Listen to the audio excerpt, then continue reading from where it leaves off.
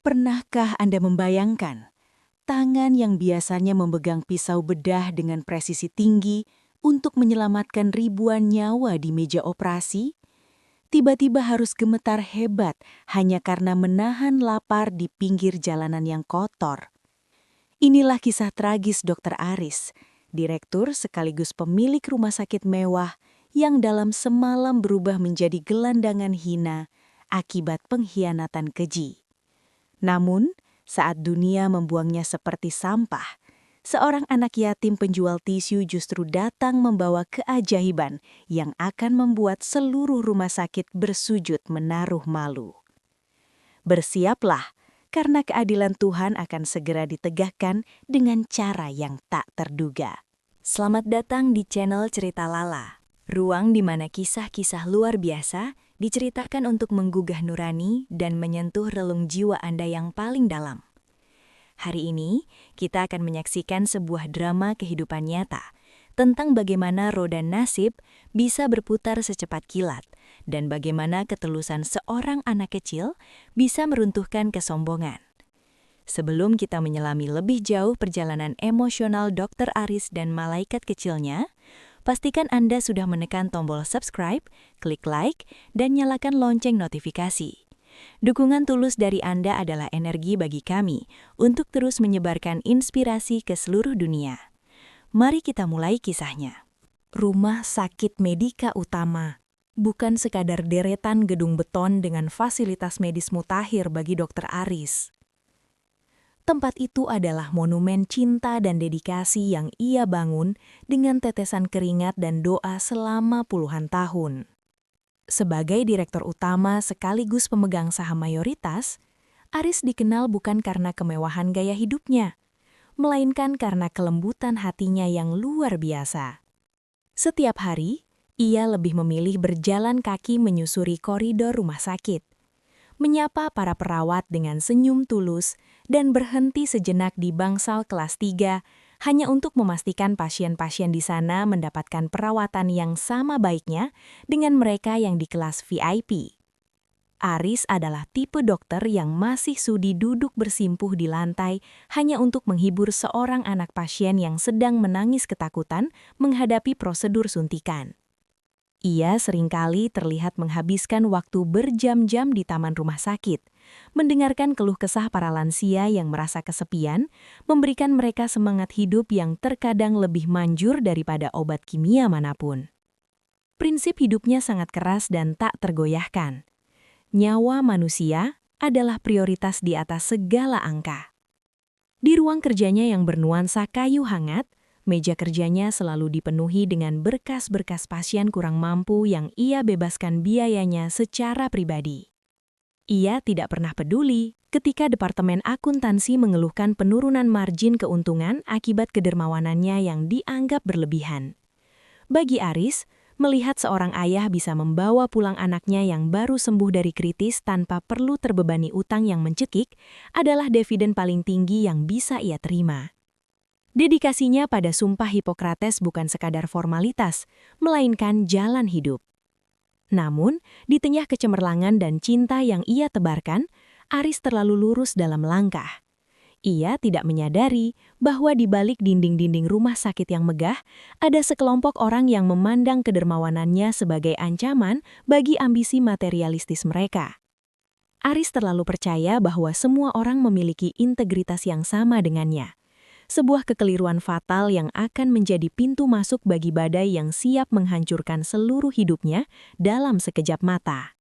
Di balik jabat tangan yang erat dan senyum ramah yang selalu dilemparkan setiap kali rapat Dewan Direksi, Dr. Bram, Wakil Direktur Rumah Sakit Medika, menyimpan api cemburu dan dendam yang telah lama mengerak. Bram adalah antitesis sempurna dari Aris. Baginya, gelar dokter adalah simbol status dan rumah sakit adalah mesin pencetak kekayaan yang harus diperas secara maksimal. Ia merasa kebijakan-kebijakan sosial Aris adalah sebuah kanker yang menghambat ambisi pribadinya untuk mengubah Medika Utama menjadi jaringan bisnis medis elit yang hanya melayani kaum borjuis. Selama hampir 1 tahun, Bram bermain sangat cantik dan sangat sabar.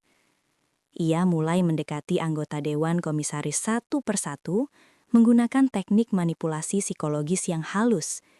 Ia membisikkan narasi-narasi negatif bahwa Aris mulai kehilangan fokus, bahwa idealisme Aris sudah kuno dan membahayakan masa depan finansial rumah sakit di tengah persaingan global. Bram menggunakan data keuangan yang sudah ia manipulasi dengan bantuan tim IT dan akuntan yang telah ia suap, menciptakan kesan seolah-olah terjadi kebocoran dana operasional yang masif akibat manajemen Aris yang ceroboh. Bram tidak bekerja sendirian. Ia membangun sebuah konspirasi gelap di dalam institusi tersebut. Ia menjanjikan posisi-posisi strategis, kenaikan gaji yang fantastis, dan pembagian keuntungan yang jauh lebih besar kepada rekan-rekan direksi lainnya jika mereka bersedia bersekutu dengannya untuk menyingkirkan Aris. Ia bahkan menyewa tim ahli hukum gelap untuk menyusun draft dokumen palsu yang sangat rapi. Pengkhianatan ini disusun dengan ketelitian seorang penembak jitu yang menunggu saat yang tepat untuk menarik pelatuk. Bram tahu betul bahwa titik lemah terbesar Aris adalah rasa percayanya yang mutlak terhadap orang-orang di sekitarnya. Setiap kali Aris memuji kinerja Bram sebagai tangan kanan yang bisa diandalkan, Bram hanya tersenyum tipis. Sebuah senyum dingin yang menyembunyikan rencana penghancuran total atas karier, harta dan martabat pria yang telah memberinya kesempatan besar di rumah sakit tersebut. Pagi itu, langit di atas rumah sakit Medika Utama tampak cerah tanpa awan. Namun suasana di ruang rapat utama terasa mencekam, seolah-olah seluruh oksigen telah dihisap keluar. Aris melangkah masuk dengan santai, membawa setumpuk rencana pembangunan pusat rehabilitasi untuk anak-anak cacat secara gratis. Namun, alih-alih sambutan hangat, ia dihadapkan pada wajah-wajah dingin dan tatapan penuh permusuhan dari seluruh dewan direksi. Bram berdiri di ujung meja, matanya berkilat, penuh kemenangan saat ia melemparkan setumpuk dokumen tebal ke hadapan Aris. Jelaskan pada kami, Aris, bagaimana uang operasional rumah sakit sebesar 50 miliar rupiah bisa berpindah ke rekening pribadimu di luar negeri. Suara Bram menggema, dingin dan tajam. Aris terpaku. Ia membuka dokumen itu dengan tangan yang mulai gemetar hebat. Di sana tertera bukti-bukti transfer palsu, surat-surat malpraktik yang melibatkan namanya, hingga laporan penggunaan obat-obatan terlarang yang seolah-olah dipesan olehnya secara pribadi. Aris mencoba membela diri, namun setiap kalimatnya dipotong dengan teriakan cemoohan. Ini fitnah, saya tidak pernah menandatangani ini. Ini tanda tangan palsu. Teriak Aris dengan suara serak, namun Dewan Komisaris yang sudah disuap hanya menunjukkan ekspresi jijik. Dalam waktu kurang dari 2 jam, sebuah keputusan kilat diambil. Izin praktik kedokteran Aris dicabut sementara. Seluruh aset pribadinya yang berkaitan dengan rumah sakit disita untuk penyelidikan, dan ia dipecat secara tidak hormat dari posisi direktur utama. Bram bahkan telah menyiapkan pengacara dan beberapa oknum polisi di depan gedung untuk memastikan Aris tidak bisa membawa apapun keluar. Aris dipaksa keluar dari gedung yang ia bangun dengan darah dan air matanya sendiri. Ia berjalan melewati lobi, di bawah tatapan menghina dari staf yang dulunya sangat ia sayangi. Saat ia melangkah keluar melewati gerbang, ia sempat menoleh dan melihat Bram berdiri di balkon lantai atas memegang segelas kopi sambil tersenyum puas menatap kejatuhan pria yang baru saja ia hancurkan hidupnya secara total. Dunia bisa menjadi tempat yang sangat gelap bagi mereka yang tidak lagi memiliki apa-apa. Dalam waktu singkat, hidup Aris berbalik 180 derajat. Rekening banknya diblokir, rumahnya disegel oleh kurator, dan mobilnya ditarik. Teman-teman sejawat yang dulu sering memuji-muji kebaikannya, kini tiba-tiba menderita amnesia massal. Mereka tidak mengangkat teleponnya. Bahkan beberapa di antaranya memberikan instruksi kepada satpam rumah mereka untuk mengusir Aris jika ia berani muncul di depan pagar. Aris menjadi orang buangan di kota yang dulu memujanya sebagai pahlawan medis. Bulan-bulan pertama adalah siksaan fisik dan mental yang tak terbayangkan. Aris terpaksa tidur di kolong jembatan, beralaskan kardus bekas yang lembab dan berbau pesing. Pakaiannya yang dulu rapi dan wangi parfum mahal, kini berubah menjadi kain kumal yang penuh dengan tambalan dan noda tanah. Rambutnya memutih dengan cepat. Wajahnya yang dulu segar kini kusam dengan janggut yang tumbuh tidak beraturan. Rasa lapar menjadi teman setia yang paling jujur. Ia seringkali harus mengantri di dapur umum gereja atau masjid, dan jika sedang tidak beruntung, ia terpaksa mengais sisa makanan di tempat sampah taman kota demi menyambung nyawa. Depresi berat mulai menggerogoti jiwanya. Seringkali ia duduk termenung di trotoar, menatap tangannya yang dulu sangat tenang saat melakukan operasi bedah saraf yang rumit. Kini tangan itu gemetar hebat. Bukan karena penyakit, melainkan karena kedinginan dan kelaparan yang ekstrim. Ia merasa Tuhan telah meninggalkannya. Ia merasa kebaikan yang ia tanam selama ini hanyalah kesia-siaan. Beberapa kali ia diusir secara kasar oleh petugas keamanan toko karena dianggap merusak estetika lingkungan. Tak ada satupun orang yang lewat, menyadari bahwa pria tua yang terlihat menyedihkan dan bau itu adalah seorang jenius yang telah menyelamatkan ribuan nyawa. Di titik nadir hidupnya, saat ia sudah hampir memutuskan untuk menyerah pada keadaan, takdir mengirimkan seorang malaikat tanpa sayap dalam wujud yang paling sederhana. Sore itu, hujan turun dengan derasnya, membasahi setiap sudut kota yang keras. Aris meringkuk di pojok sebuah emperan toko yang sudah tutup, mencoba menahan gigil yang menusuk hingga ke tulang. Tiba-tiba, ia merasakan sebuah sentuhan lembut di bahunya. Saat ia mendongak, ia melihat seorang bocah laki-laki kecil, mungkin usianya belum genap 9 tahun, berdiri dengan baju kaos yang sudah luntur dan sandal jepit yang berbeda warna. Bocah itu menyodorkan sebungkus nasi kucing yang masih terasa hangat di tangan. "Kek, jangan melamun terus. Ini Bimo punya nasi satu lagi. Makan ya, Kek," ucap bocah itu dengan senyum yang begitu tulus, hingga membuat dada Aris terasa sesak. Namanya Bimo, seorang anak yatim piatu yang menyambung hidup dengan berjualan tisu dan menyemir sepatu di lampu merah. Bimo tinggal di sebuah gubuk kecil dari triplek di pinggiran rel kereta api. Meskipun hidupnya sangat sulit, Bimo memiliki kekayaan hati yang tidak dimiliki oleh rekan-rekan Aris di dewan direksi. Bimo tidak peduli dengan bau tubuh Aris atau pakaiannya yang kotor. Bagi Bimo, Aris hanyalah seorang manusia yang butuh kasih sayang dan perhatian. Aris awalnya ragu untuk menerima pemberian itu.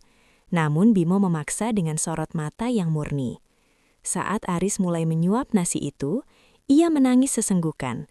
Itu adalah makanan paling nikmat yang pernah ia rasakan dalam hidupnya. Bimo mulai bercerita tentang kehidupannya yang sederhana namun penuh perjuangan. Ia menceritakan bagaimana ibunya meninggal karena sakit tanpa sempat mendapatkan perawatan medis. Sebuah fakta yang membuat Aris merasa tertampar keras, sekaligus merasa memiliki ikatan batin dengan anak ini.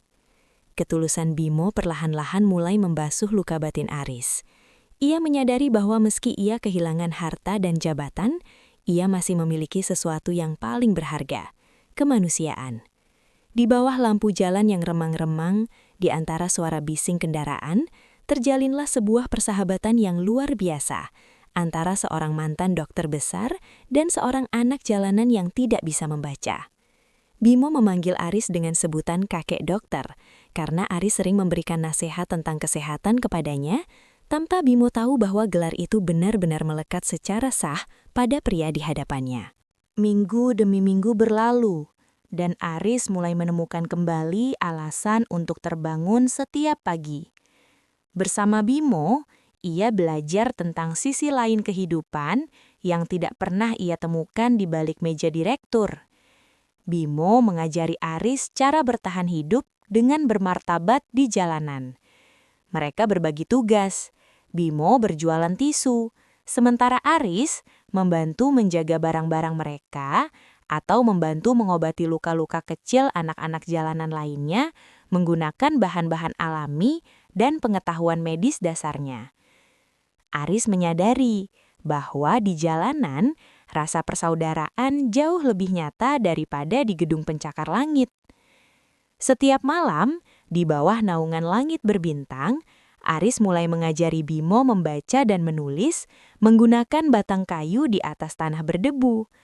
Ia ingin Bimo memiliki masa depan yang lebih baik, tidak sepertinya yang telah dihancurkan oleh keserakahan. Bimo adalah murid yang sangat cerdas dan penuh semangat. Ia sering berkata, "Kek, nanti kalau Bimo sudah besar dan punya banyak uang, Bimo mau bangun rumah besar buat kakek, biar kakek tidak kedinginan lagi." Kalimat sederhana itu seringkali membuat Aris harus memalingkan wajah untuk menyembunyikan air matanya. Namun meskipun ia mulai berdamai dengan keadaan, Aris tetaplah seorang dokter di dalam jiwanya. Ia sering merasa sedih melihat kondisi kesehatan anak-anak jalanan yang buruk. Ia seringkali memberikan edukasi tentang pentingnya mencuci tangan dan menjaga kebersihan air minum kepada komunitas gelandangan di bawah jembatan. Pengaruh Aris mulai terasa. Komunitas jalanan di sana menjadi lebih terorganisir dan sehat, berkat arahannya. Bimo sangat bangga pada kakeknya itu. Baginya, Aris adalah pahlawan yang dikirim Tuhan untuk menjaganya. Persahabatan ini menjadi obat paling mujarab bagi depresi Aris. Namun, di tengah kedamaian yang baru saja ia temukan, sebuah tragedi besar kembali datang menguji imannya.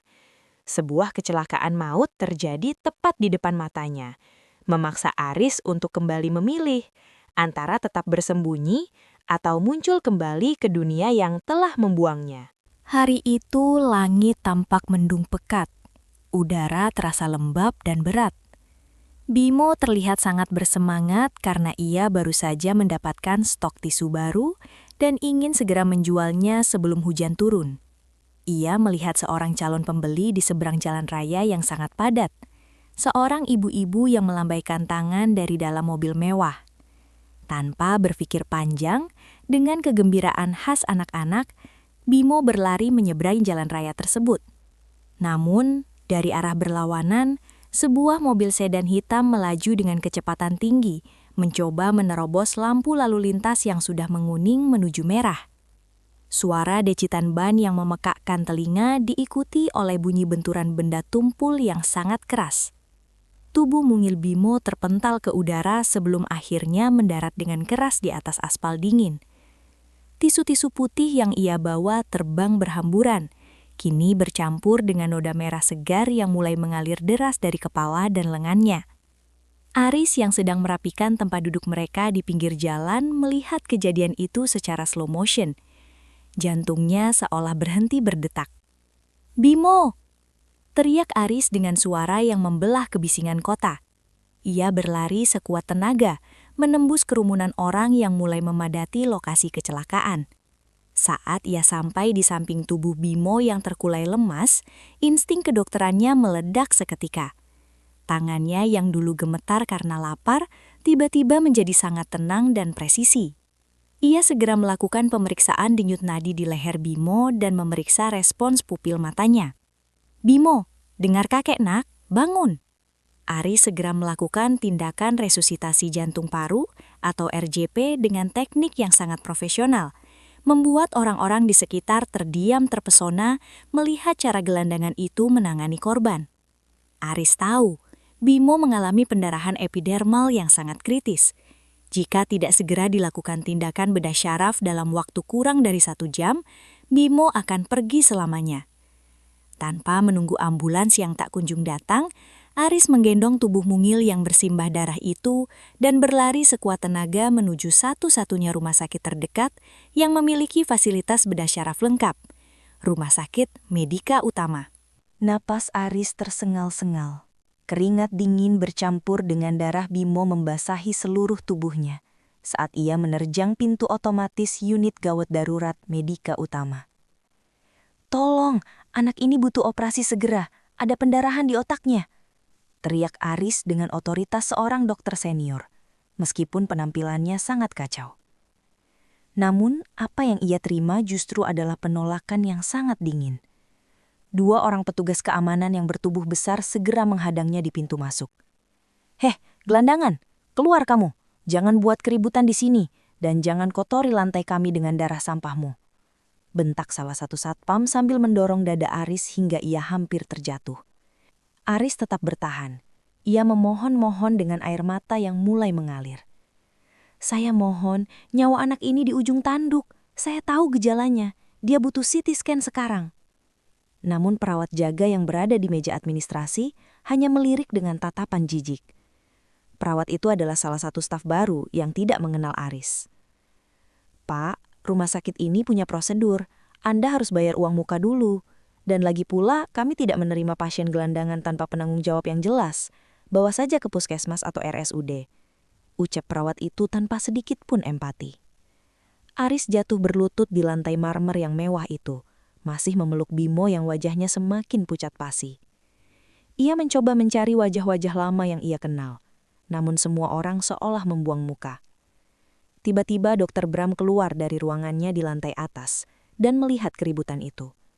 Dari kejauhan ia mengenali Aris dan tersenyum sinis. Bram memberikan instruksi melalui walkie-talkie kepada satpam untuk segera menyeret orang gila itu keluar dari area rumah sakit. Saat tangan satpam mulai mencengkram kerah baju Aris secara kasar, Aris berteriak dengan suara yang mengguncang seisi ruangan. Sebuah suara yang penuh dengan wibawa dan kesedihan mendalam. "Saya Dr. Aris, pemilik rumah sakit ini. Kalian telah mengkhianati sumpah profesi kalian demi selembar uang." Kerumunan orang di lobi mulai berbisik-bisik. Beberapa orang mulai merekam kejadian itu dengan ponsel mereka, menciptakan suasana yang semakin tegang dan dramatis. Di saat suasana mencapai puncak ketegangan, pintu utama lobi terbuka lebar. Seorang pria tua dengan setelan jas mahal dan dikelilingi oleh sekelompok pria berseragam hitam masuk dengan langkah yang sangat tegas. Dia adalah Tuan Wijaya, komisaris utama dari konsorsium rumah sakit pusat yang baru saja mendarat dari luar negeri untuk melakukan inspeksi mendadak setelah menerima laporan adanya ketidakberesan manajemen di Medika Utama. Langkah kaki Tuan Wijaya terhenti saat matanya tertuju pada sosok gelandangan yang sedang bersujud memeluk anak kecil di tengah lobi. Meskipun wajah Aris tertutup debu dan brewok, Tuan Wijaya tidak mungkin melupakan sorot mata sahabat lamanya itu. "Aris, apakah itu kamu, Aris?" tanya Tuan Wijaya dengan suara yang bergetar karena terkejut dan haru. Aris mendongak, matanya yang merah bertemu dengan mata Wijaya. "Wijaya, tolong, selamatkan Bimo. Dia anakku, tolong dia."